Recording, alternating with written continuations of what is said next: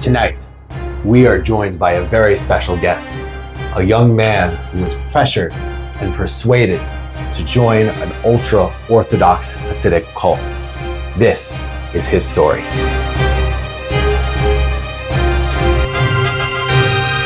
You guys are gonna blur my face and change my voice, yeah?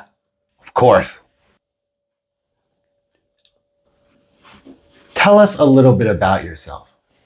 Well, my name used to be Jared. And now? Now it's Chaim Simcha Ozer Leib. That's a mouthful.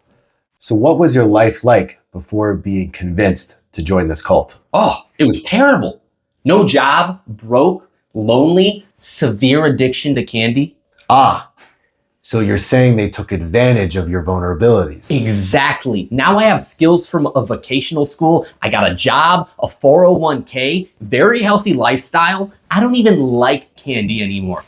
And don't even get me started on the wonderful, supportive community that I live in. I see. Tell me a little bit more about how this process started. Well, there was this rabbi years ago who invited me to do this spiritual ritual of sorts. And for the first time in my life, I felt this sense of peace and tranquility. And that's how they get you. That's how they get you. Then get this, years go by, I run into this same rabbi again. He remembers me by name, and he invites me into his home for a Shabbat meal. I mean, what kind of sick person invites a stranger to his house for a meal? Okay. Beautiful 5-course meal with very meaningful conversations. At the end of the meal, he tells me, come back anytime. So I call him on his bluff. I show up the next day in the middle of the day. And he doesn't let you in. What? No, of course he lets me in. Beautiful lunch he sets up for us.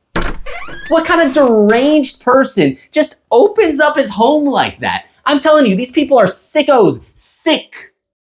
So what's changed in your lifestyle since you've become immersed in this culture?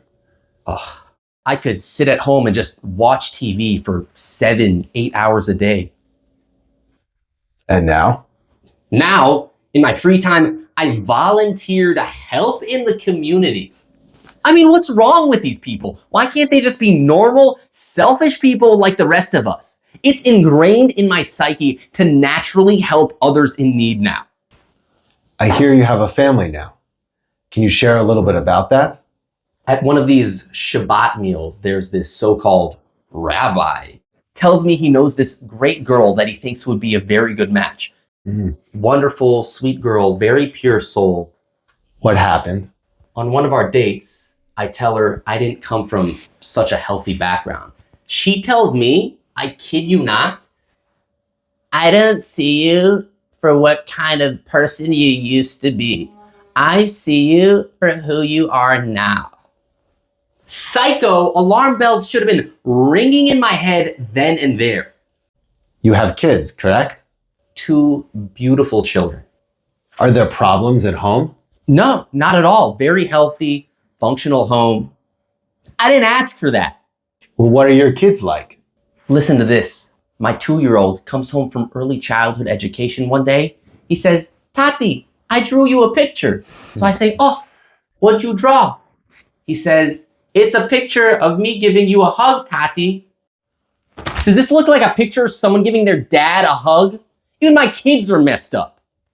This lifestyle gave me a community, a good job, healthy family life, a sense of purpose and meaning, the importance of giving back to the community. I didn't ask for any of that. This whole lifestyle ruined my life. This is a very severe case of what the scientists are calling Narishkeit scoliosis, where a person could come to think that the good is bad and that bad is good. The only known treatment is learning Chassidic discourses. And with your help, for just a low price of 12 cups of coffee a day, we can fight this terrible, terrible disease. Please donate today.